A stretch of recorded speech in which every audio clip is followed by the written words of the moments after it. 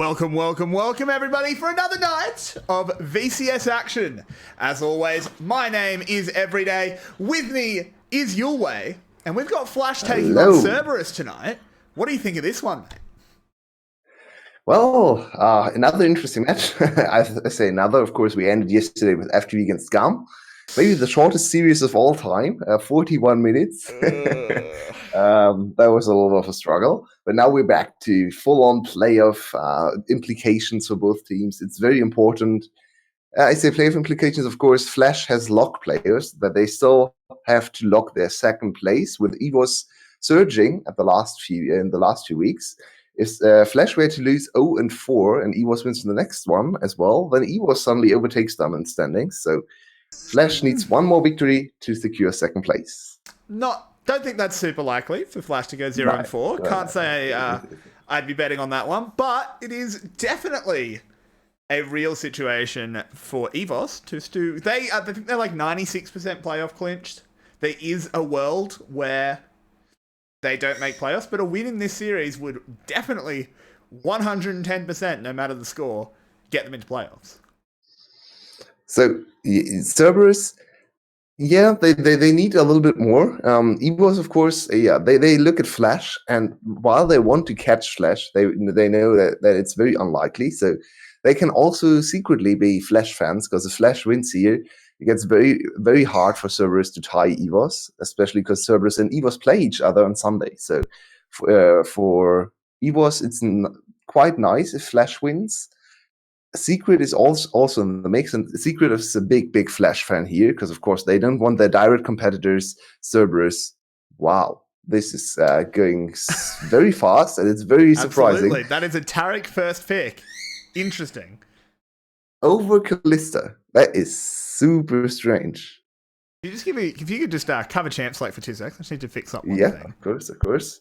So we have Taric priority over Callista, and the enemy team is still willing to give up the Callista, even though Callista Thresh, Callista Alistar is still a potent lane. So it's very surprising to me that teams are able to first pick Taric over Callista, even though picking away the Taric is much more difficult than picking away the Callista. So this is already a very exciting and a little bit of a strange draft. Callista, of course, coming in for Flash as well. Both have picked up their bot lane. So what will Flash now round their first round out with? Potentially a jungler. There we go. Hovered for Yijin. A very good champ for him. Not his most played, but yeah, Yijin can play everything. So here we go. It's Olaf for Yijin, and will Zhu Hao immediately spawn with jungler as well? It's very likely, because you don't want to give away one of the solo laners. There we go. At least the hover, we're early game in terms of junglers. No, changing over to Trundle. I like that decision as well. A little bit more Olaf counter, a little bit less ganking power, of course, but better scaling. So, and now hitting the second phase of pick and bans. What do we expect? We have both 80 top lane and top lane and mid lane is still not locked in, so both teams can pinch whatever they fear the most. It's not really the draft where you focus on one position only, because of course you still have to pick that position as well. You can actually do that on Cerberus' side, because they're red side, so they could just pinch mid lane pool and then pick mid laner first on rotation 2, right? So we might see that, and Flash could just open up a few counter matchups in top lane. I think it's difficult to pinch mid lane matchups, just mid lane pool, I should say, because it's too deep. Just ban out the strong ones. It's not like you're actually going to force them onto anything particularly bad. There's just too many mid laners at the moment. It's not like the bot lane where there's only like 3 or 4 really viable AD carries. I don't think it's a super effective pinch strategy. But it's still good to throw bans at it. Yeah, it seems like they want to, remove some of the control mages for Kati, which, I think makes sense. Looking over the course of the whole split, I think Rice is one they definitely will consider picking up here. Because if you pick away Nico, or ban away Nico and Orianna, then don't pick up Rice, that's all weird. Could also go Cassiopeia to force the Rice-Cassiopeia matchup that is advantageous for the nice ban. Good adaptation. Flash, they also spotted the Cassiopeia Rice matchup force and banned the Cassiopeia. So now it's Azir for Yado, They left open the Rice anyway for Carti, which is super weird. Yeah, Because they try to pinch his pool. doesn't make too much sense to try and pinch his pool and leave one of his strongest champions open. To be fair, Rice is not the greatest champ if you look at the whole team composition on Cerberus' side to play against them in team fights. It's very hard for Rice to ever get damage in against Azir. He outranges him. And instead, we go to Lissandra. Okay. Ooh. That's not the direction Much I thought more I would early go game in. focused. Much more dive focused. Oh, we go full early game here. That's interesting. Okay. And Flash trying to show us. the draft was looking so good. I'm personally not the biggest hater of Jace. I think Jace can definitely work if you can exploit the very or use the very strong laning phase, exploit the enemy laner. Yeah. The Taric Kalista is a little bit off theme to me. I think in this composition you would like a little bit more of an aggressive support, maybe something like Alistar to have even more dive capabilities. I mean, you can try to use Taric ulti aggressively, but it's not the easiest. So yeah, Taric Olaf is a super strong combination, especially if Legion gets ahead. Taric can just enable Olaf throughout the whole game, where he gets the 2.5 seconds damage immunity and can just go on a rampage in the backline, of course. Absolutely, so. Yeah. It's also worth noting that Cerberus got one of the strongest bot lane duos at the moment with the Aphelios Thresh. That combination is super lethal. It is 10.6, so the Aphelios is not as insane, but as. Didn't say not just insane. Cast your mind back to yesterday. I know. I said not as insane. He's not. To be fair, that part of the kit wasn't nerfed in 10.6. Yeah, there was other parts of the kit. So he's not as insane, but he is still a champion that was meant to be balanced around not having mobility. And look at how balanced he was, and then Thresh gives him mobility.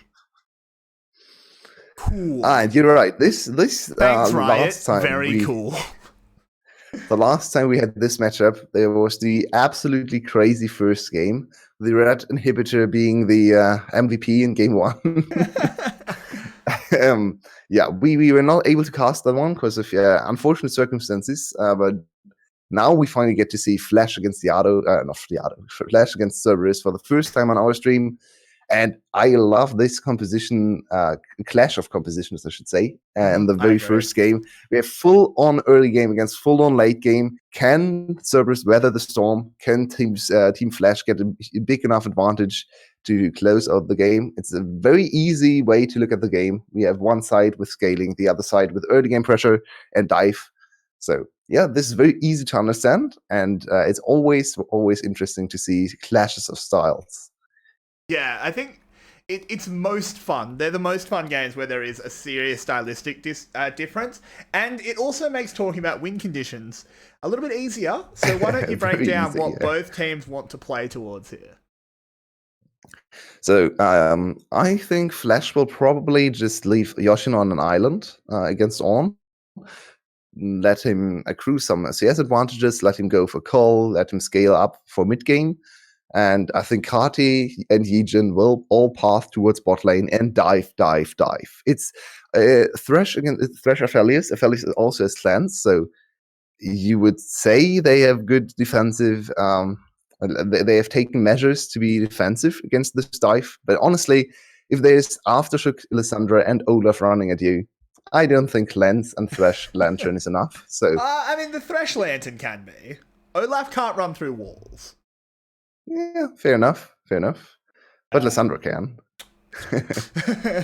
And you can just lock down the Thresh and then kill the Aphelios afterwards also. So it's very important for Yado and Zuhao to control mid lane. If the Cerberus wants to win and stay even in the mid game, Zuhao needs to come to Yado and help him push out the lane so Carti is not enabled to roam. Of course, Carti also has teleport, but at least try to keep him honest in lane, try to keep him in vision, so yeah, you don't lose track of him and suddenly he arrives in bot lane and it's 4-man dive and your bot lane gets murdered. So that's the main objective for Cerberus in the early game. In terms of win conditions, of course, as you can all see looking at the comp, as League of Legends viewers, they just have to wait to like 25 maybe 30 minutes, and then the enemy team can't fight anymore. It's such a big scaling advantage. Yeah, it's a little bit binary in that sense. It's if Flash can't nail the early game snowball, they just kind of lose because they'll just be so outscaled by Cerberus. The one thing that can kind of change that, and we don't know if it'll happen yet, it's a ways away, but I just want to bring it up now in case I look smart, is the Dragon Snowball. Because if Flash has the early game lead, he can get the 2 early dragons, and then maybe they get the 3rd. Now, the scaling worm may be turning by the time the 4th comes up, but if it's an Ocean or an Infernal, and Flash can get that soul, that equalizes scaling in a big way. Honestly, I think Cloud Soul would be great for them as well, especially for Yijin, especially if Yijin gets his usual advantage in the jungle, because Yijin is enabled by Cosmic Radiance, and if your Olaf gets to state where you can always 1v1 the enemy ADC, then suddenly the scaling does not make that much of a difference, right? Because your Olaf gets Cosmic Radiance, and he just runs at Artemis and kills him every team fight. Suddenly you don't have one of your big damage dealers, and On can be as tanky as he wants. If his backline is dead, he'll die as well. So I think there's definitely a possibility for a Dragon influencing the scaling here, and Flash should be the ones to get the early Dragon Snowball. Yep, yeah, you'd hope so. It's a bit of a fumble if they don't. Yeah, especially as I expect this game to revolve around bot side for them. As I say that, we see an invade for Yijin to tops. Yeah, that's a dangerous dive if they want to go for it. They don't have any kind of reset mechanic. No Elise, Repel. Spotted. Oh, no, he's not. That's a blue side. Yeah, he's just stealing away those little thingies, and should be able to get away. Ooh, maybe not. The pillar comes up, and here's LL getting the knock-up. Good flash from Yijin, but that's a flash burn. They're going to try and turn this. A lot of damage being dealt, but Yoshino doesn't know if he's coming or going. Well, dancing back still worked out nicely for Flash in the end, in terms of resources. Yijin, of course, had to blow his Flash, was a little over-aggressive, but he still got the Crux, and Yoshino got all of the farm, while LL had to come to the rescue of his jungler, and lost like half a wave at least. So look at the top lane CS advantage already. This is what they wanted to see for Yoshino. That's but true. He might just... Oh no, Yoshino, this is the Gangplank to how. He definitely still has a chance to get out of this one. And then, he's not reading it though. There's the knock-up. He definitely doesn't have a chance now. He knows it. He's not going to burn his flash. Good job, Yoshino. Jumps over to LL, tries to deal some damage, and there's his flash. Okay. At least he got Zhuhao's flash in trade. Ooh, but down on the bot side, a stun has landed on the 1 OP, and that's another flash being burned by Yijin. Cardi is arriving. Oh no! The flash W misses. It wasn't in range. Thankfully, he'll get claimed by an axe anyway. It was a little bit messy, but it's a 1-for-1 across the map. Flash, 200 gold, and about to be a dragon up. Yep. In the end, it worked out nicely. Actually, very impressed with how fast Yijin got back to ganking. He immediately reset after the topside play and had time to run into the tri-brush there. Ronopi caught kind of sleeping there. Should be aware that this is a very dangerous place to be. And Kati also with mid priority. This is something we talked about at the start. You always need to keep tracks on Lissandra. Whenever she's out of vision, play very defensively because it's so easy to dive. Yoshino could be getting return ganked. He doesn't have a flash this time because he used it. Jumps in, gets the knock away, and he should just be able to wander away. Well played by Yoshino. Yep. He's still in a little bit of trouble here. No teleport. Can't really stay in lane with these HP totals right now. So he tries to chuck through his potions and biscuits. Yeah, it's gonna work. Yeah, it seems like he's fine. Right now under turret because of course LL's ult is now gone. So yeah, the dive potential is not that big anymore. And Zhuhao Yijin's found Zhuhao, but this is a situation where LL has clear priority. He charges over and ignites. Yijin smites the trap for some healing. Close. Oh, the shock blast is good. Now LL's being a little bit scared off by Yoshino, but Yado certainly isn't. He comes in and claims the kill. Over aggressive by Yijin. You had to know that your top lane didn't have any priority. And even mid lane was first to move for Yado, so ooh, that's not a good start for the Olaf. at least they get the cleanse for Yado, so maybe they can make a gank happen in mid lane with Lissandra ult coming up in like a minute or a minute and a half. Yeah. So that's an opportunity now. You don't really want to snowball mid lane, though. It doesn't really make sense to overly snowball Lissandra. Of course, strong mid game champ, regardless, but you want to also transition the lead over to the bot lane, potentially also to top lane. But I think, you just want to farm it out in top lane. Extra gold doesn't make Lissandra be able to press W on everyone and R more. Yeah. She just wants Lissandra to get everyone else ahead.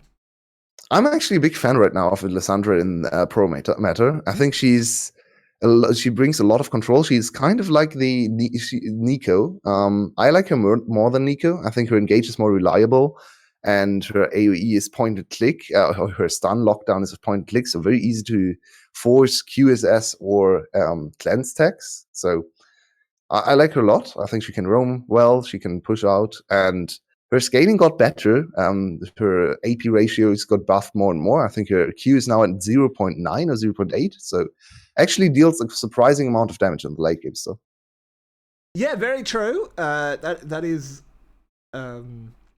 definitely a point in Flash's favour here with this Lissandra pick, as Cerberus did get the first rotation up, and they get the Rift Herald, and this time it will actually be a positive trade. They actually left Artemis over near the tower, so they get a bonus turret plate on top of it all.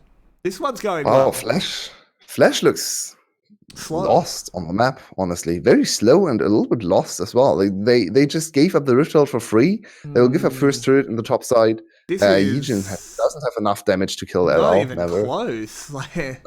I mean, they chased him off to get a lot of turret damage so they can at least potentially trade turret plates. But I think it's going to be turret plates for a tower. They shouldn't be the one taking bad trades. Yeah, indeed. They are the early game composition. Yep. They shouldn't be the ones taking the bad trades. And it's not... 5 plates for 2. That's really bad. Might get third one, but it's still not good enough. Oh, and with the Ornhorn being used to clear the wave, that's going to be the third plate taken out of reach. A dive would have been very aggressive. Now look at the gold lead. Cerberus, prior to 10 minutes, up to 1k gold, more than 1k even. And this composition is already looking a little bit... the chances to win are looking grim for Flash. It's Team Secret. They need to make something happen in the next 10 minutes. Oh man, this is not what we expect out of Flash. Flash's weaknesses are very rarely in their play on the Rift. It's mostly in the draft, but this is I'm fine with this draft. The draft had a very clear goal, and it was to dominate the early game, and they're significantly behind. And they haven't attempted a single dive on these champs. Exactly. It's not just gold, it's tempo. Not only are they losing the early game, they're not playing like an early game comp. If you just looked at their play, ever since the first place for Yijin, ever since the first place for Yijin went sour,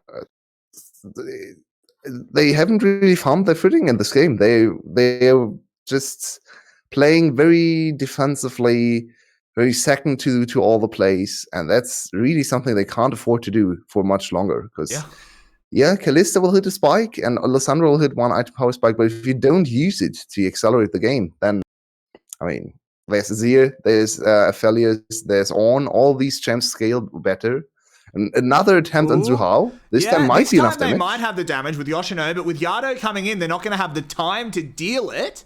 Now they've got to find a way out. The bot lane is in a bit of a fight. The Cosmic Radiance has been used. Yijin will get caught again by Ron OP. He flashes to the back of the Dragon Pit, has to find his way out, and does. Artemis has gone down to Slater. This is already going well for Flash, but they've got some very low health bars. Cardi needs a way out. He ults himself. Here's the re-engage. There's the double kill for Slater. This could all be turning around. Fate's Call into the knock-up on the There we go. This is it for Flash. They had the early game deficit, but they turned it around, and now they're 700 gold and a second dragon up.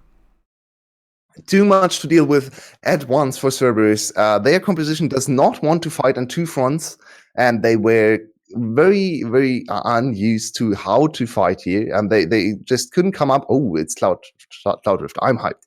So they couldn't come up with a good solution for the teamfight approach for the Flash, coming from all the sides, flanking Artemis. Artemis went down at the start. Yado had quite a good positioning to deal a lot of damage, but of course it's still pretty early in the game, and he needs items. He's not lethal tempo or Azir, so doesn't have the highest base damage ever. Do you agree with that decision? We can go back to that, but let's look at the bot side, because we couldn't cover the bot side. If Zeta does not get caught here, and how does he get on top of Artemis? It's actually looking like Artemis wins the fight at the start, but then Cosmic Radiance comes in. Zeta has enough time to just go for melee range into Artemis, and he gets caught out. Also, Yijin, for some reason, stays alive. No one is there to follow up on him. Yeah. No one kills the jungler, and he's still here to throw axes and stuff. Suhao is too far away, can't re-enter the fight, actually gets hit by the Grump. So yeah, Yado also caught, and LL even goes down. So 4 kills. I think Cerberus could have called Artemis' death and then just backed off. But for some reason they overextended. They all died one after the other, and now it's a big lead for Flash. So first successful big team fight play for Flash, and it's back on track for their win conditions. Yeah, it absolutely is. It's still, despite that, it's still not the biggest lead ever, right? It's 1.4k at 13 minutes with a comp this early game. They're not out of the woods yet. But 2 dragons already. So that does a little bit, not in terms of gold value. Those new dragons don't really give you too much gold value. Maybe it's something like 1k on top of the. Maybe not even 1k. Let's say 800 gold for the 2 dragons across the team. So it's a little bit of extra stats, but it's not that valuable. But of course, you work towards Cloud Soul, and I think Cloud Soul is very important in this game. I think Cloud Soul for Alessandro doesn't really do a lot with Cloud Soul, but Olaf and the bot lane will profit a lot. And I mean, the cooldown's nice for Lissandra. Yeah, that's true. That's very true. So we wanted to go back to the Yado discussion and his rune choice. And I actually think it's the correct choice.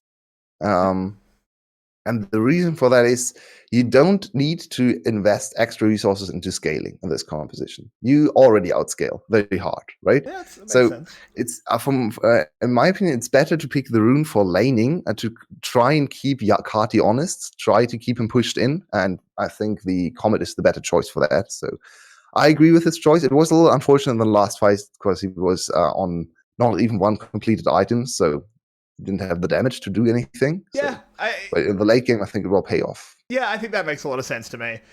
Cerberus, looking at their comp, shouldn't have been fighting at that point. I think the only reason they opted into that fight, instead of just calling that Artemis was dead, is because they've had this good early game.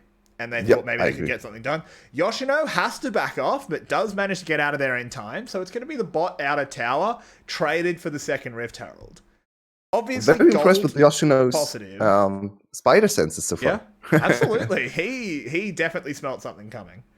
So that's definitely gold positive here for Cerberus. They get the immediate standing gold. But the Rift Herald can be used as a tempo play later. It doesn't have to be dropped right now.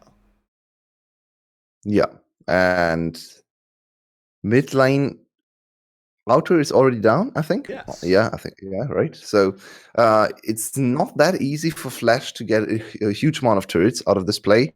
They will want to try to use the Rift Herald here. Maybe. Oh, actually, they don't need to. They don't need to use it now. They can drop it in a couple of minutes. The question is what they actually can accomplish with Rift Herald. Well, drop it topside when there's a dragon.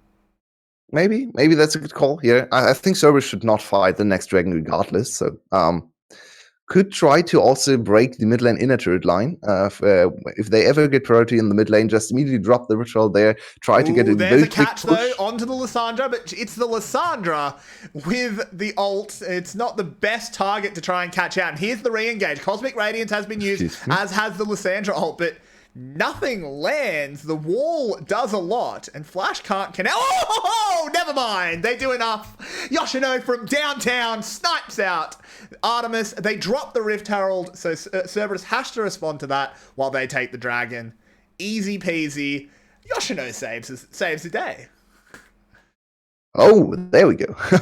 Wow, I was super confused. Nothing happened on my you screen. that far behind. I was like, What the?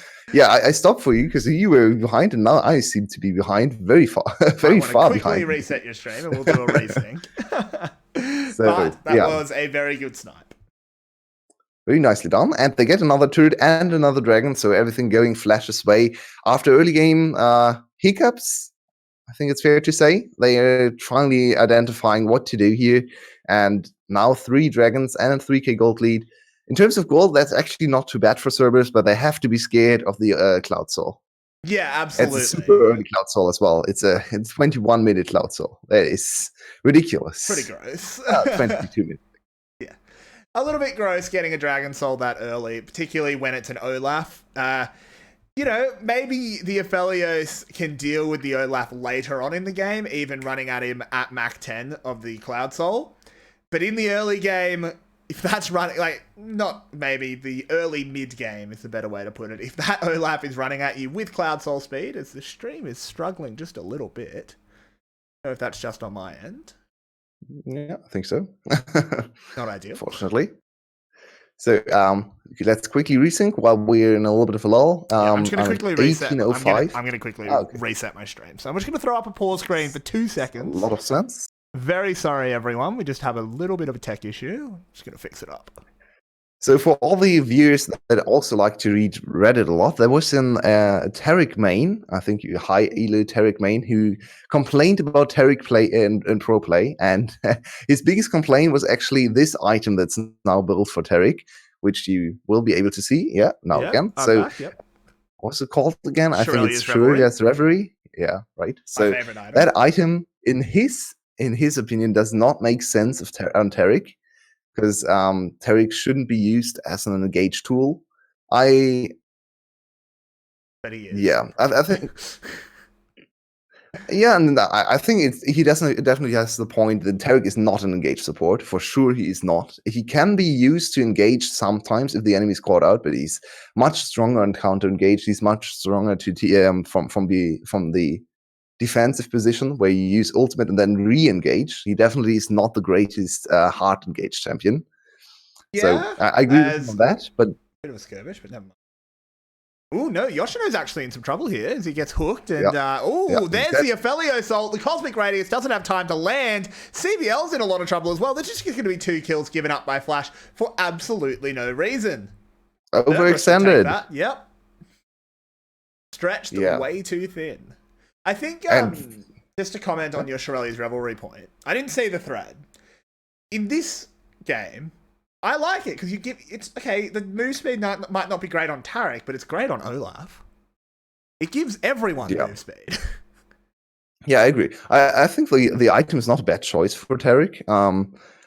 I can see his point in terms of this item being built only to be able to engage. Then it's definitely not a good item. I think it's still a nice item to have because it also disengage amplifies your heals and your shields. So I actually think it's a solid item on Tarek, but it just hit me because I read that threat. I said definitely a little bit of a Tarek connoisseur. I don't really play him too often because my duo hates him. But I love the champion. I think he's a lot of fun to play, and it's very enjoyable to see him in pro play. It's actually maybe the biggest impact support ult of all of the supports. It's actually kind of interesting because what are you doing? Why he's clearing the ward. I don't know why he hit Baron. That's a good question. It's an interesting point because you said that guy was there's not much to say about this ring. I'm going to talk over. This is just Flash overextending. A very good grab from Ron P. True, but hardly any hype plays here. That's also quite unfortunate for Yoshino there. Okay. It was a little. Yeah, he flashed behind his Olaf, and then Olaf got hit by the Aphelios ult anyway, and the splash damage killed him. So yeah, unfortunate. Not the best. Because that's a solo queue player writing about pro play. I think Shirley's on Tarek is bad in solo queue, but it makes a lot of sense in pro play. It makes more sense in pro play. I don't think it's bad in solo queue. That was the wrong word. Didn't want to throw him under the bus. He had some very solid points about how Tarek is played. I'm not a Tarek main, so I'd have to actually read the thread. But my initial thought is items like that tend to be better in pro play regardless because you're actually coordinated. FL is Ashura is actually an underboard item. I think it's very nice for rotations, for just escaping, counter engaging, and yeah, Tarek profits from all the stats. So I don't really see why the item is the big problem. I think I definitely agree with him with how Tarek is sometimes used too aggressively and not. Oh, the trade! Ooh, Look at that! Hello! They're giving up the Dragon Soul and just taking the Baron. Does Cerberus sniff this out? They're looking like they're moving up there. They don't have any time. Stream quality drops. Oh, good God. As Baron is secured, nice. We're not having a great night tech-wise. Someone send me a new computer. Or me. I can cover the screen. No, me. I want it. Better. So, I love this trade a lot. I want to see this more. This is actually such a huge win for Flash because they don't actually lose anything by giving up this dragon. They delay Elder Dragon, which honestly is not even that bad for them because Elder Dragon is always a little bit of a risk. So it would have been nice to secure the soul, but it's even better to get Baron and get an even bigger advantage. Then you can just get soul in 5 minutes, and the enemy team just got one Cloud Dragon. So who cares? This is one thing I absolutely love about the new dragons. It introduces a situation where you can play from ahead. You can do the damned if you do, damned if you don't choice for the enemy, where we just go for the other objective, and whatever you take, you lose. So I absolutely love what Riot did there. Some of the dragons are still too weak, in my opinion, but this is one of the biggest smart dragon plays. I still don't think the dragons actually need to be balanced against each other. I think it's fine if, I mean, in the terms of souls. Yeah, souls. Souls are fine. I just think the singular dragons are weak. Right, yeah, that's true. They should do more. They are comically weak. So one thing we should check in here is we were talking about scaling and how Cerberus should hit a point where they tip over and just absolutely smash. How far away are we from that point? On items are here 2 items for Yada, 2 items for Artemis.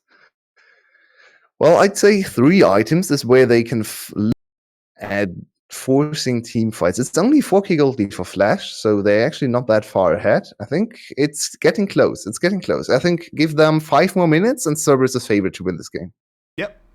That makes sense to me. As the siege is here on the bot lane inner, Flash picking that one up.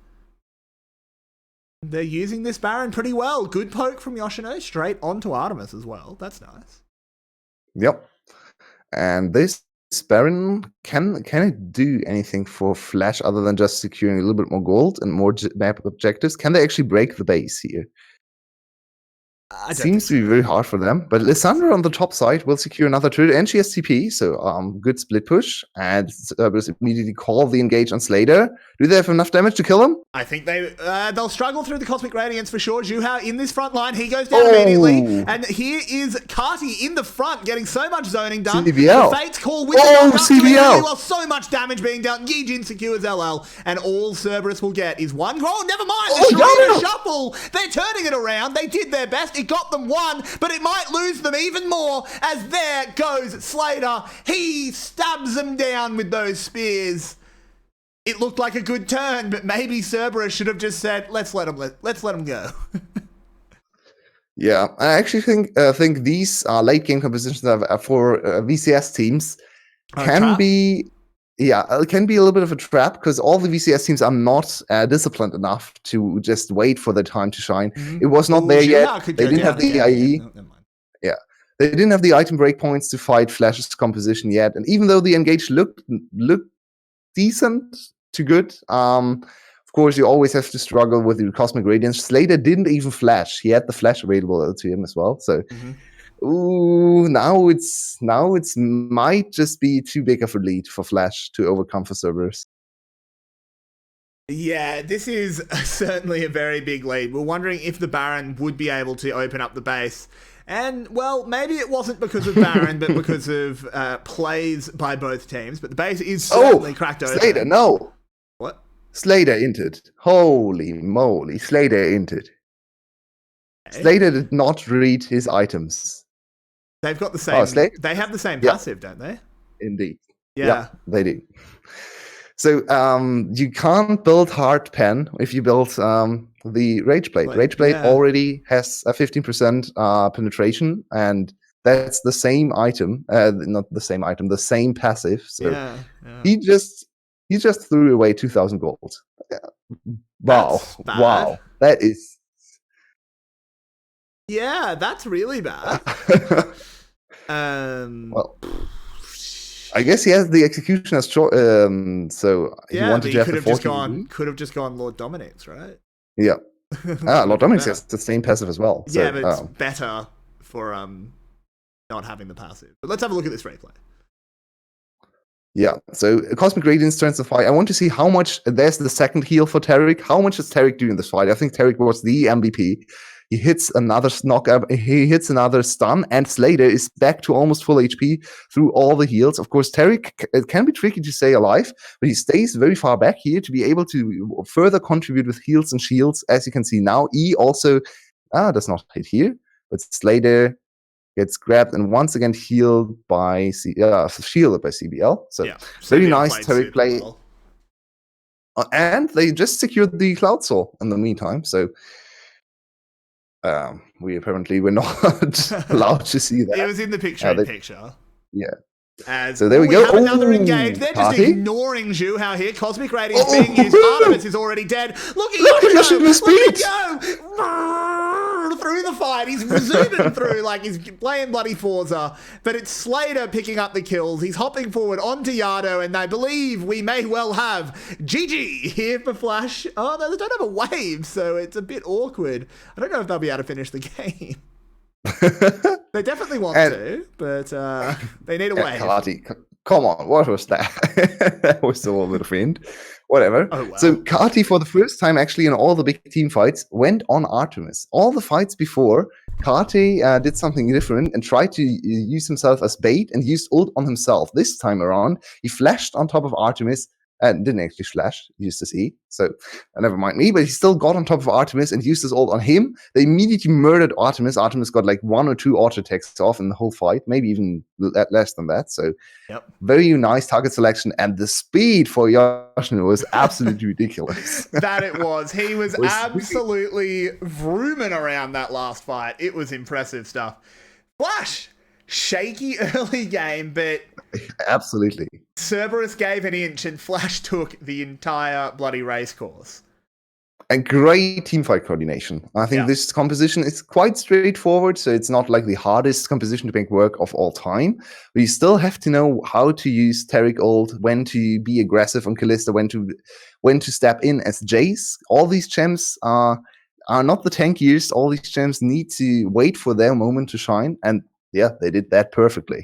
Yeah, you can say that again. It was pretty fantastic teamfight play from Flash, which is what we expect out of them, to be honest, at this point. They are a great team-fighting team, and this is the pointy end of the season. So they definitely, of the split, I suppose. So they definitely need to be showing off their teamfight prowess now. And I think some of the other playoffs teams, like Team Secret, wiping some sweat off their brow after that early game with Flash stabilizing and not giving in to the Flash Game 1 curse. But once again, I have to reiterate, this is a cohesive team composition. Even though it looked a little bit dicey in the early game, I absolutely love that Flash has found a team composition that makes sense. Not those weird, we draft nice first round and then throw something completely unexpected in the second round. Doesn't fit the composition, doesn't fit the theme, gives us too much damage of one type. None of that here. Just from start to finish, very good draft that had a purpose. Taric first pick was super surprising, but paid off in the end. Absolutely. So we have to pick an MVP for game 1. It's one of the 2 bot lanes for me. I'm not leaning sure towards which. CBL.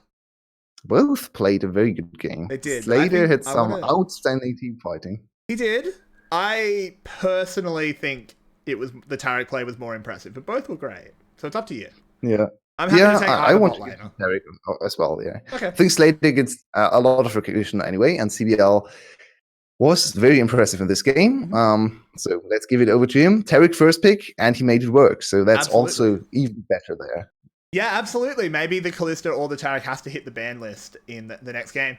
But speaking of the next game, we'll be back in about 5 minutes to bring that one to you. Don't go anywhere, guys. You have to see if The Game of 3 will be reached, or Flash will close it out, keep a tight ship, and send us to the second series nice and early in the day. We'll find out soon. Don't go anywhere, guys. We'll be back in no time at all.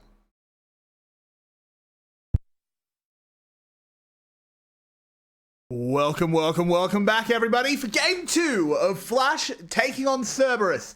Flash got off to a strong Game 1, even though their early game definitely had some faults. That's for sure. It recovered.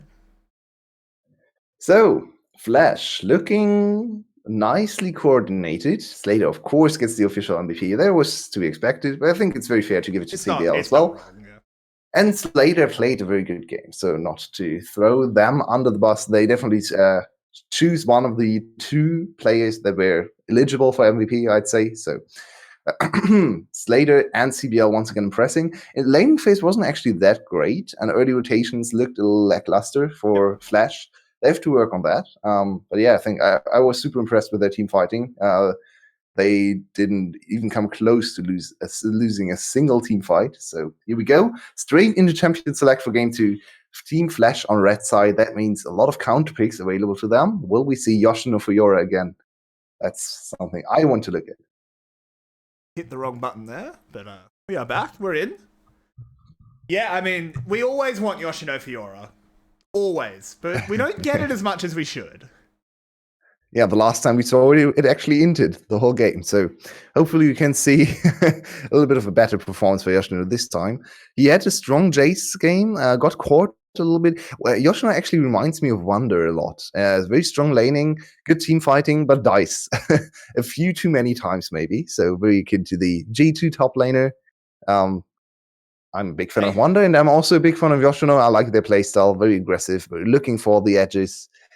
Olaf banned against Yijin, even though Yijin had a little bit of an off game. That's surprising to me. It was a big part of their comp, though. Yeah, it was very important to their comp that he was there. Just drawing. Will we see Taric first pick? Or Kalista first pick?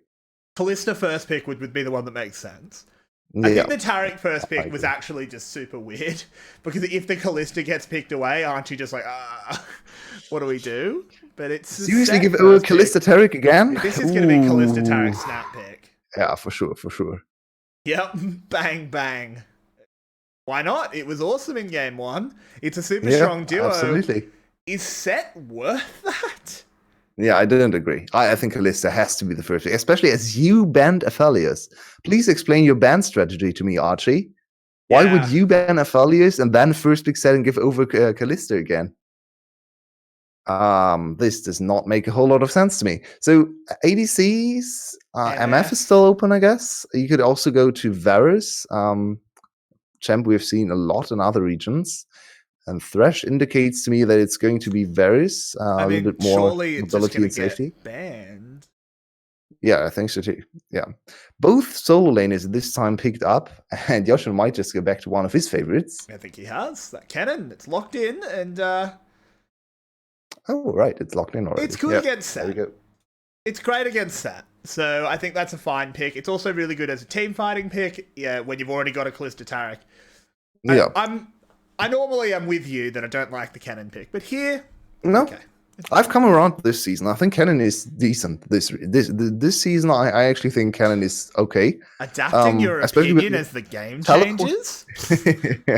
Teleport buffs makes him way better at flanking. He can dominate almost all the laning phases. He actually scales better into mid game now, especially on explosive team compositions. So, yeah, I'm still not the biggest fan of Cannon in competitive. I think he's a little bit too telegraphed, but he's better than last season for sure. Last season was just a safe pick that never really did anything. So, I think it's can do more here. Absolutely. And it was actually the jungle bans that came out for Flash. They don't mind if the misfortune of the Varus gets picked up, as they prefer to remove the Elise and the Skarner. A weird ban, the Skarner. It's a very weird ban. Not normally something Zhu Hao would pick. So, do they have scrim information? No, they shouldn't. They shouldn't be able to scrim servers in the week before they play. So that's very surprising. Skarner valued highly. And Trundle, we are in a purple and blue composition here for Flash. Aesthetically pleasing so far. I mean, what they've Tarek's put on it, together. so it is pretty aesthetically pleasing. Ooh, hello. Yes. Yes, finally, the counter pick into Trundle. I've waited so long to see this one. It's so good on 10-6. It's so good into Trundle. Let's go. This is a very exciting draft already for Cerberus. And what will the ADC be? Will it be Kindred? Cassio bot lane? Kindred ADC? I mean, yeah, the jungle, of course, but... No, Kindred bot lane. Let's go. Silas jungle. Cassio bot lane. It is Cassio bot. For Artemis. That makes sense. I think that's definitely something he can play. Ooh, it's dangerous, though. Yeah, it's pretty very dangerous. If you slay the CBL and you play Cassiopeia bot lane, not sure if that's a good choice. But it can actually deny a lot from the Kalista. Of course, Kalista can't hop out of the miasma. Miasma ruins Kallista's life. Yeah, it does. It does. So it's an interesting adaptation. We don't have a traditional ADC. Instead, we have Kindred in the jungle. Kindred relies very much on hitting her marks. Of course, if she can't get to 4 marks, she's not really the champion. So we need to see Zhu Hao win the early game or get a few of those marks early on. I played against the Kindred that got to 10 marks at 15 minutes. What that was your absolutely team doing? Ridiculous. Yeah, not a whole lot. She got so lucky with her kills. She always got the one in skirmishes. She always got the one kill on the targeted champ, and then she also got a huge amount of invades off. So she actually had an insane amount of marks. That's a lot. And then Kindred is 1.5 gems. Honestly, Kindred is so strong on a lot of marks, but she also is not really a champion on 0 marks. To be fair, if you look at Kindred's design, she's 1.5 characters. Yeah, fair. Because Wolf is not well enough utilized. I have to say, I love Kindred. I'm super happy with today's drafts so far. Both teams have been playing and drafting some very strong compositions, some very cool counters. Not happy with the set first pick, I have to say, of course. I think Kalista had to be the pick here. Maybe Cassiopeia can change that opinion. Maybe they can show us how strong Cassiopeia can be into Kalista. But I absolutely love the Kindred into Trundle. That is something I wanted to see forever. To dwell on that, you said it was a counter. Yeah. Can you explain why it's a counter? So, for multiple reasons. One, you don't have a tank into Trundle. That's already a soft counter. Then I can see that. You can jump over the pillar. You can jump over the pillar, so it's very hard for Trundle to chase you down. Yeah, then you can actually turn around and kill the Trundle.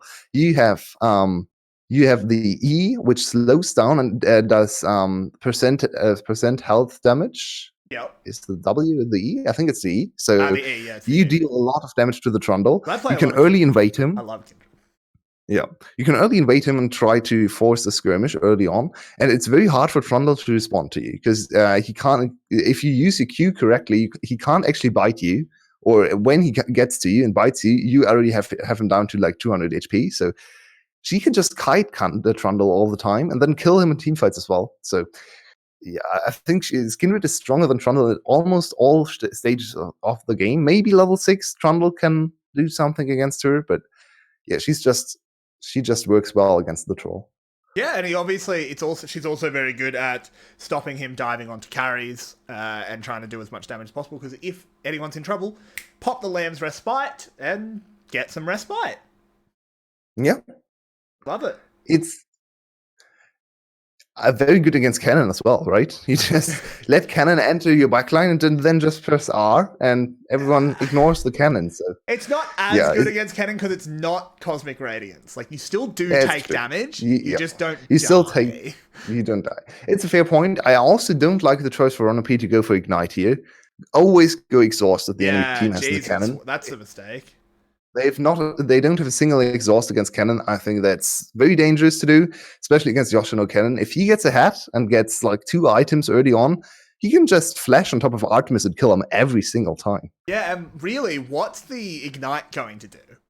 Yeah, right. You're not going on the aggression in the bot lane. I think exhaust was just pretty much always It's better. also quite disjointed with Artemis's choice. Artemis went for teleport. So Also. if your ADC goes for teleport, you are not playing for kills and lanes. So just go defensive. Absolutely. And something else to comment on here is look at the lane assignments. Yeah, very interesting. They've got set away from the bad matchup in the Kennen. The problem is... into another bad matchup in the Jace. Nice. The Jace matchup is much better than the Kennen matchup. But the problem is that Silas doesn't like Kennen either. Yeah, Silas has been more of a top laner in recent weeks, interestingly enough. I need to research as to why that is. I don't actually know. I think it's quite curious to me. But in LCK, he's actually now a top laner, so it seems like VCS has definitely adapted that style of play. Yado's playing. It's true. Yeah, it's the mid laner playing the top lane Silas. But I mean, it's still going top lane, so we have to talk about it being in the top laner here. Yeah, of course. I just think... Can Yoshino show Yado why he's the top laner, not Yado? I think so far he's very successful at doing that.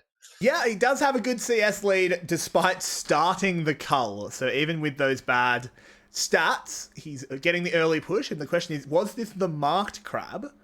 But yes, it was. He just claimed a mark. Yes, there we go. So first mark. He got spotted there, so they actually know where he is. Kindred in... Don't even need to spot her.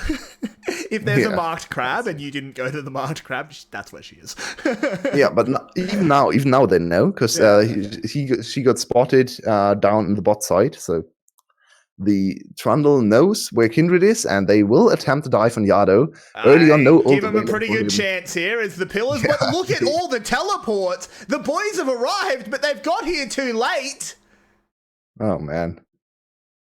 This is so horrible for teleport Cerberus. Was horrible. LL teleporting in is fine.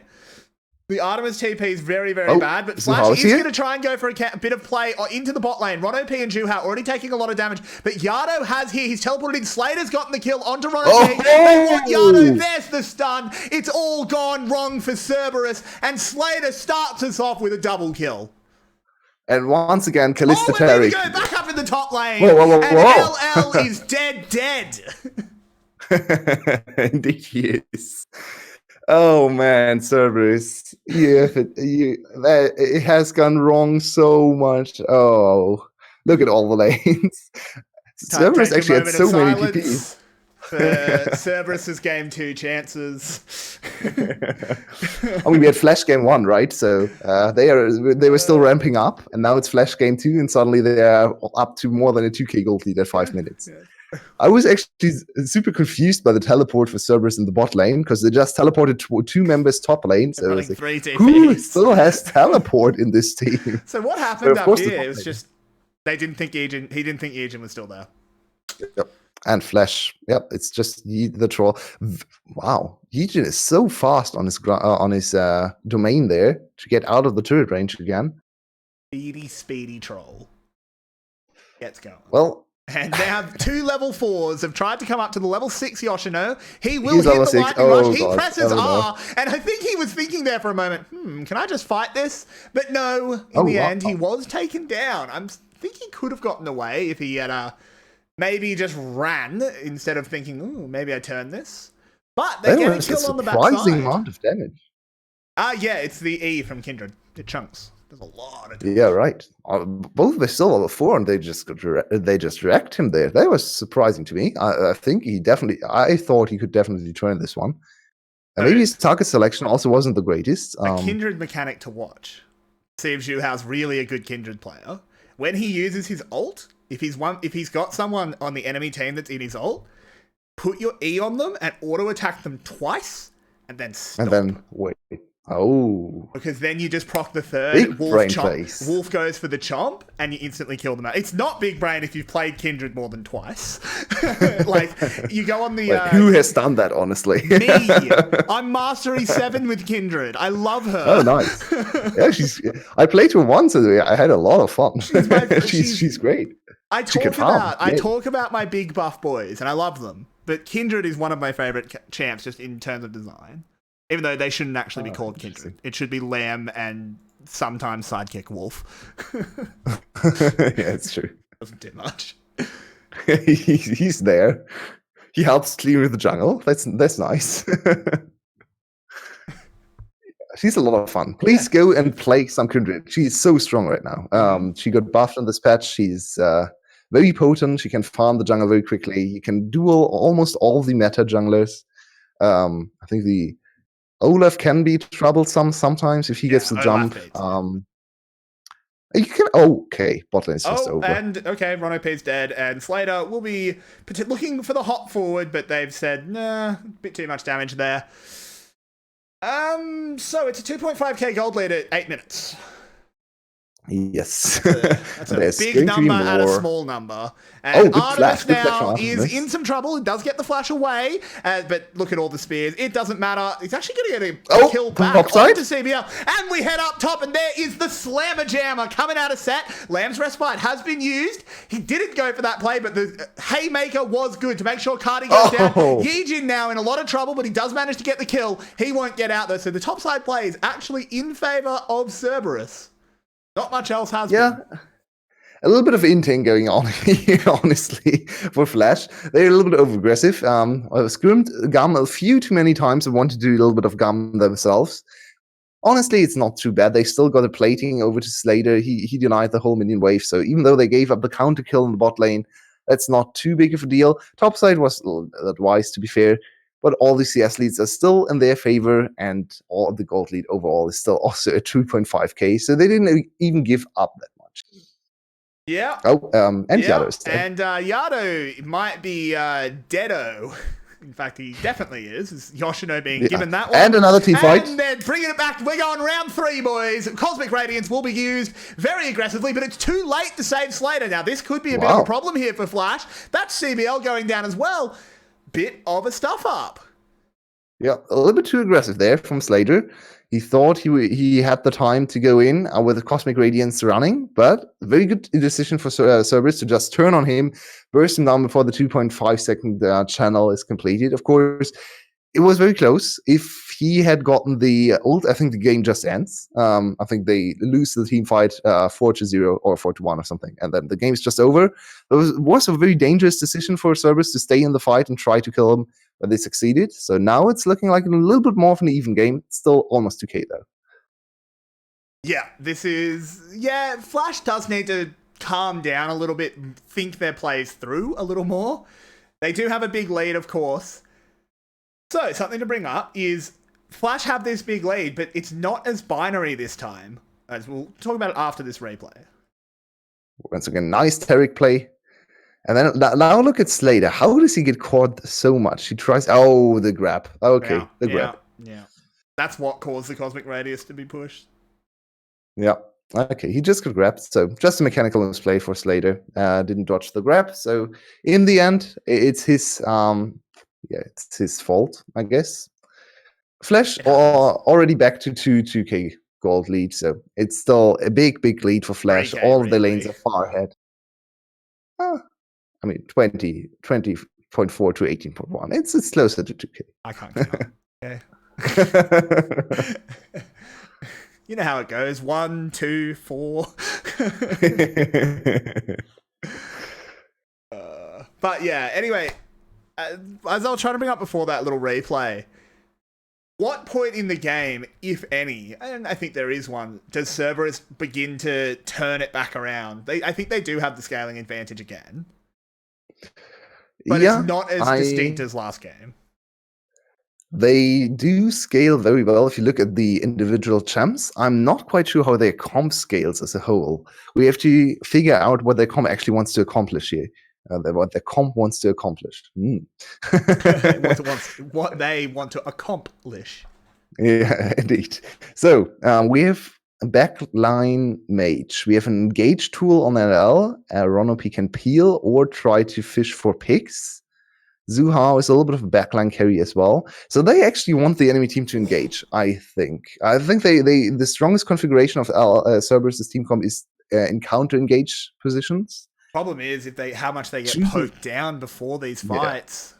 And choosing their fights, the starts to their fights is very difficult for them. They don't have the greatest amount of engage. LL can flash suplex, but that might not be enough, especially later on when QSS is coming and also Cosmic Radiance can be pushed. So honestly, in terms of composition, I actually favor Flash, even though the individual champs scale very nicely on Cerberus. I think their composition... What rift are we going to, very quick? Infernal? We had Infernal Drake first. Sorry, I didn't look at that. It doesn't matter. You were still wrong. I didn't say one, though. I'm always wrong. I didn't say one, though, so I don't get a point. But you don't either. I never get some. I never get points. So. I mean, to be fair, though, when it's a game of 50-50, getting it wrong every time is just as impressive as getting it right it's every very impressive, time. Right? To be honest, this time I failed the 50-50 even because I didn't look at the track. Someone brought you a coin and said heads or tails, and you said 4. Oh, another dive might be possible here. Absolutely, there are a lot of Cerberus here. It's got to be a fairly big channel, but those are two very tanky members. They're just going to back off and give up the top tower. In the meantime, mid lane, Flash tries to trade it for a little bit of damage on the mid lane turret. Plates are still here, though they can't actually get the whole turret. Good trade for Cerberus. I actually like this play a lot. They get a lot of standing gold into their top laner, who needs a little bit more gold to scale as well. Man, the amount of fights we've had, I was very surprised to see that turret plates are still up. Thought we were a little bit further into the game, but no, we're just heading towards 14 minutes now, and so another tower plate was secured in the mid lane. The top lane tower going down is obviously good for Cerberus, but it's only a top lane tower, and I think Flash are pretty happy to get damage on the mid lane. They opened that one up. It's a pretty big deal. The other problem here is that because of the way this game's been going, Kindred has had no access to the enemy jungle. Just wanted to hit on that as well. How many stacks does she have? Yep, I don't know. At least one, maybe two, potentially three, but not more than three is my call. Two, I would say. Yeah, 2 or 3, probably. 2, at least. So still on 500 range, still very hard to fight into Taric, into Kalista, even the cannon, of course, outranges her with his ultimate. So yeah, she needs more time to scale. Speaking of that, interesting item. Yeah, I think that's the common Kindred build, right? Into Black Cleaver second. I like full crit Kindred and hard and very strong Kindred games. I think she's a very nice backline carry as well. She needs a bit more 1v1 power against tanks. Yeah, I think if you build her crit from the start, you don't want to fight until you actually have completed some crit items, of course. Yeah, exactly. But once she hits those items, she actually hurts a lot, and you can't kill her because of her ultimate. There's one very famous game where Kindred went for a crit build that actually carried the game. IG against KT, 2018 Worlds, 5th game. Ning went for full crit Kindred, and they couldn't kill him. So. Yep. Yeah, it's definitely good. The problem is that 4 mark break point is so ridiculously important. It is. That you need to get to it fairly quickly, and the crit build can just be too. Yeah, I agree. But another catch on to Slater. That's a big one. Artemis flashing away from the stun as well. The Cosmic Radiance will not do anything, as that was a bit weird, as CBL was ulting towards his dead AD carry. So, another catch on Slater. Another time he didn't utilize his flash. Once again, the Cosmic Radiance not quick enough. That's not to blame the Taric, though. That's just the channel. It's 2.5 seconds, and you can definitely kill someone in those 2.5 seconds. So, Slater needs to step up his game. He needs to be able to dodge those grabs. Maybe use his flash if he can't dodge them through movement. He needs to be just stand behind CBL. They were on top of each other anyway. Yeah, it's true. Yeah, it's quite hard to never be in the front as Kalista, right? You jump with every auto attack. It's true, but I feel like with how closely stacked they were anyway. Yoshino flank? Yoshino does have a flank. There's a big bit of poke straight onto Zhu Hao. He goes flying in. Oh, big boy. That is a strong Pikachu. He's gone in. The double kill for Kati. And Flash, just as we start criticizing them, they prove that maybe we never ever should, as they are chasing onto LL. It's not going to be a super easy catch, but with the slow from the red buff, they should be able to get him. The pillar comes up, but no, there's a lantern to get him out. No, it doesn't even take it. How rude. And this could be a the potential re-engage, though. re-engage, as there they go. Over the wall goes Cardi in the hands of the set. He needs to back off. There's the haymaker. Come on, you've got to dodge that true damage. But LL manages to survive and turn things around. He goes down in the end. But Cerberus gets a few kills on the backswing there that they should probably not have gotten. Yep. Once again, a little too over-aggressive for Flash. Yado might be caught here. Okay, he gets away. He's okay. So, we have another Drake coming up for Flash, and they are once again working their way towards the Cloud Soul. Not quite as strong this time around. Actually, on Yashino, it's ridiculous. Cloud Soul Pikachu is super fast. He uses a little bit too much agility. And then he can just move into the backside. Yep. And there is the Dragon Secure. Wasn't stolen. Do you know that probably almost every competitive breeder right now in Pokemon used Pikachu and Eevee to start their breeding? I didn't. I'll take your word for it. You got a 6 IV Pikachu or Eevee if you played Let's Go Pikachu or Eevee. So everyone tries to breed from there. Okay. I did the same. I got very confused when you said competitive breeder. And I was like, whoa, where the hell are we going? And then you said Pokemon. Okay, all right. We're doing better. Because competitive breeding is either it's definitely the most cursed sport ever.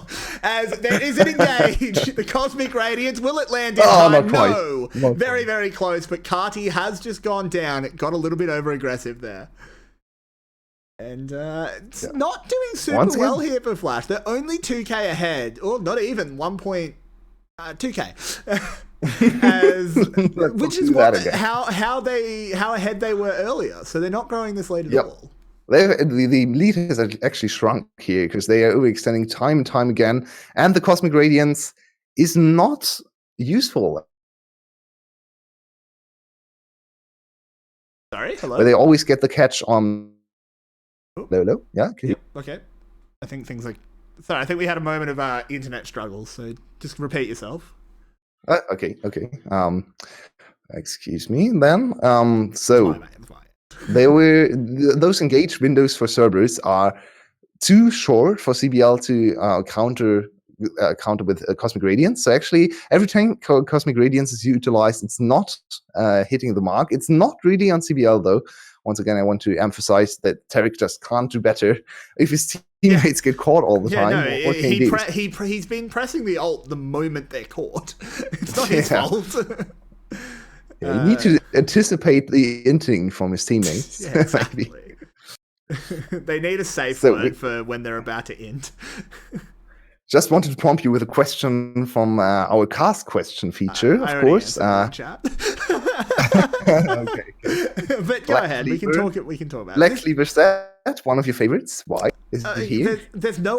Never mind. Never mind. As why is Zhuhao here? As he goes and he is in the Land's Respite, gets to the lantern. So they had all the time in the world to figure out how he escaped, and they pulled it off. Ooh, by stream. Will they call the Baron here? They have Tarek. Tarek is super good at Baron. So. Yeah, that's true. Okay, Flash is hovering around mid lane. They could try to go. Oh, actually, the call for Baron for Cerberus aside, and no vision whatsoever for Flash. So this is really bold. I don't think Flash will call this, and the Baron's pretty quick here. It's going down very fast. Kindred and Cassiopeia are working on a Baron. Can Flash figure this one out? 5,000 health. There's no chance. Cerberus gets a free Baron here. Easy peasy. Wow. They just got this. Great call. Bang. That's what. Wow. They just completely knew what Flash was able to see. Yeah, some of Flash's members dropped low in HP as well. Flash could have definitely contested this one if they knew that it was happening. But yeah, very nice call. This time Cerberus sneaks the Baron. Last game we had the Baron against Dragon Trade. This actually now gives Cerberus the chance to deny the Dragon Snowball and also get Baron. Last game, of course, they traded the Soul Flash. And that gave Flash a big advantage. Yeah, so this time around, they deny the Baron and might actually be able to fight for the Dragon as well. So big improvement for. Yeah, absolutely. Huge improvement. And to see what Flash wants to do about it. Of course, Baron doesn't necessarily make you stronger in a fight. If they catch Yado, that's a good start. If they catch Yado, it's a great start here. He will be up in time for the Baron, the Dragon, I should say. But it is a very good member to take off the field for a little bit. Can they catch any more? Yijin's pretty deep in the enemy territory. Here. Yeah. Absolutely solid Yijin here. This can backfire as well, though. If everyone from Cerberus runs there for some reason or just for pure luck, then you just die. Ron-OP gets caught, though. But look, here's the catch. There's a huge shock blast onto Ron-OP. The pillar being used, face breaker to try and slow the engage down. Here comes the Cosmic Radiance. They're invulnerable, but it doesn't really do anything. Re-engage? And there's the re-engage, absolutely. There's the set slam into 4. That's very good. Can Flash turn this one back around? LL's tanky because of that stone plate. Juhao goes very, very low. No. But there's the Lantern. They want to go aggressive on it. Yoshino tries to run away and does. Yado has arrived. He's quick off the teleport. This isn't over either. Flash definitely still want this one. The Dragon's alive. There's the stolen Cannon ult. That one's huge. He wants to go in. There it is. He's pressed it. Silas shocking everyone. CBL out. He's taking so much damage and he gets away with the Fate's Call. Unbelievable. And then the big accelerated shock blast. He's got a honey fruit as well. This turret can keep on fighting. It's the fight that never ever ends. It's the Dragon. And look at Yoshino's ult timing. Look at Yoshino. Yoshino's trying to flank. His ult is back. Look how deep he is. This is going to be a big one. He's got a blast cone. Watch this thing. Yoshino, what No, that's an absolute disaster. He stuffed up the bloody blast cone. He's late. There's the Lamb's Respite, but it's all too late. There's only 3 members of Flash. Is it? But here comes Yoshino. Maybe it's not. It might be enough. It is enough, I think. It's so close. It's hard to call. Yijin and Cardi still alive, but it's Ron-OP and Juhao. They're going to be the last ones to go down. And as my voice begins to give up on me, it's a triple kill for Cardi. Can he turn it into a quadra? He can. A quadra kill for Cardi at the back there. That was the most ridiculous team fight I've ever seen. Everyone is dead at the end, and wow, Yoshino, you owe Cardi big time for that team fight and your bot lane as well. You actually let your bot lane die. Wow, you just missed the blast. It's so ridiculous. Oh god, this team fight went on forever. I'm sorry for your voice. There's still another series after this one. I'm all right. And Cerberus got the dragon, so we might actually see this game extend as well. But Carti is now up to a great position. Will it complete a 3rd item, maybe even another one on top of that? Quarter kill goes a long way in terms of gold. Yeah, they tend to. We've seen what instant quadra kills can do in series. Way too often already. Yeah. Most of the time it's a failures, though. That's true. This one was it's refreshing to see a different champion do something. Yeah, and he actually had to, do stuff to get it instead of just getting it. So, let's point at Yoshino. Yeah. Look, that's just a mistake. Like, it shows a preview of where you're going to land, Yoshino. Come on, man. The CBL and Slated just die because everyone piles on top of them. And then it does look like Lamb's Respite has bought enough time. But of course, Yoshino still has ultimated flash because he actually didn't use his flash to get over there. Showing a little bit of patience and bought enough time for Cardi to be the secondary ADC. And of course, Jace does not really build crit items, but he still has a lot of attack damage and can use all his... and we come back and Yado's dead. And Artemis is maybe regretting the teleport as the Cosmic Radiance will land, letting Yijin tank the tower for free. And that's a snake that's in a lot of trouble. And he goes golden, gets the shield, but I think it's just going to be a fight over who gets the kill. He just wasted 2 stopwatches there. Wow, the second one's a Zhonya's. Why? Yeah, I know, but why do you waste a double stopwatch opportunity? Yeah, you're dead, 100% there. I would imagine it's because he pressed the stopwatch first. And then he just went, why would you do that? Why would you ever press stopwatch first? That's honestly just a mistake. It is a mistake. There's no reason for that. It is straight up a mistake. I would say the reason is he probably always puts his stasis on a certain button, and then he forgot to switch the Zhonya's into that button. That's what I do sometimes. Ah, okay. I always put my stasis on 2, and sometimes it means I press stopwatch instead of Zhonya's. No, makes sense. It's still a mistake, though. Straight up a mistake. He's a pro player. Yeah. Absolutely. Yeah, he should not be making the same mistakes as me, because I'm bad. Yeah. So here we go, Flash off to once again a big lead in the mid game, and this time the scaling disadvantage is not really too severe, if it's even there. I'm still not quite sure. It's very hard to assess. So I think this is definitely a favorite game for Flash. Maybe Cerberus can sneak another Baron. Flash should be aware this time around, though. Yeah, they shouldn't get caught by this twice. It would be disappointing, but it is going down very, very quickly. Flash, no. Very early. That shock blast didn't do much of anything. Yijin, he's in the back of the pit, but he's getting ignored. Has to find his way past the Baron, and it was an interesting play to say the least. But Cerberus were forced back off. But no one engages, and we continue this very, very bloodthirsty game. Oh, the damage from Carty. Yeah. And this is inside track now. I didn't understand what Cerberus were thinking there. Just turn on the jungler and force out Cosmic Radiance. He's 1v4 in the Baron pit. Why do you just ignore him and try to engage on the Taric that has Fate's Call? Yeah, doesn't make any sense to me. A bit questionable. And now Artemis is a little bit too far forward. Cosmic Radiance used, a lot of damage coming out onto the snake. As the stolen Cosmic Radiance doesn't work quite as well. You only get one circle. That's true. There's actually one of the few ults that is way worse on the champ. Yeah. For some reason, Cannon ult is actually good on him, even though he does not have the Cannon passive, because Cannon passive is global for some weird reason. Yeah, Cardi takes some damage, but he's okay. They did say that they would modify ults so that they do what they're meant to do on site. Yeah. Cannon's ult is meant to stun. Yeah, Cannon ult without a stuns is not very scary. Exactly. I mean, I don't necessarily... I'm not against Silas having bad ult. Yeah, and there are some bad ults. Jace is not the greatest because you still deal 80 damage, even though your AP gets converted into AD scaling. Oh, come on, Slater.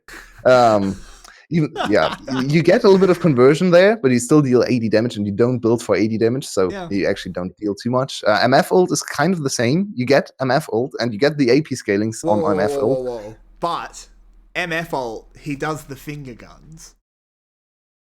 It's the best ult in the game on Silas.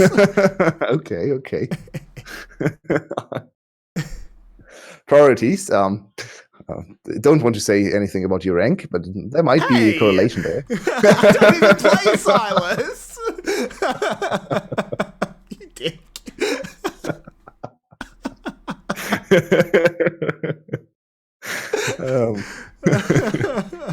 So we have Cloud Soul, and I want to see the speedy Pikachu with the ultimate going straight into the backline and probably running circles around the backline as well with 50% movement speed path.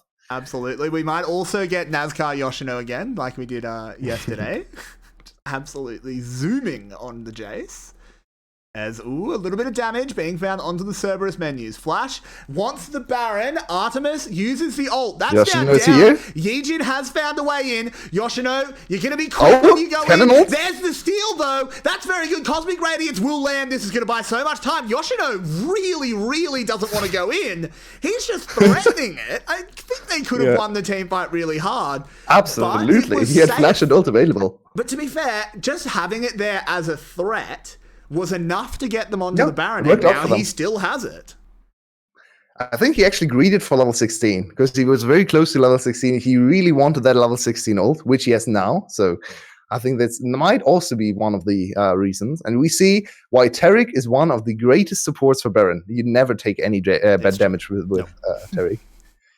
Just perma heal, perma AoE heal as well. It's pretty good. Here we go. This is Baron for Flash and 8k gold lead with Soul as well. Cardi zooming around with his... there we go. And mid lane is pushed as well. So this should be the victory lap here for Flash. Honestly, they've broken Cerberus' resistance, and this should be the end of the game soon. So 2-0 for Flash. Very impressive stuff. Very good team fighting. Yeah. It's very, very true, as the second inhibitor should fall momentarily.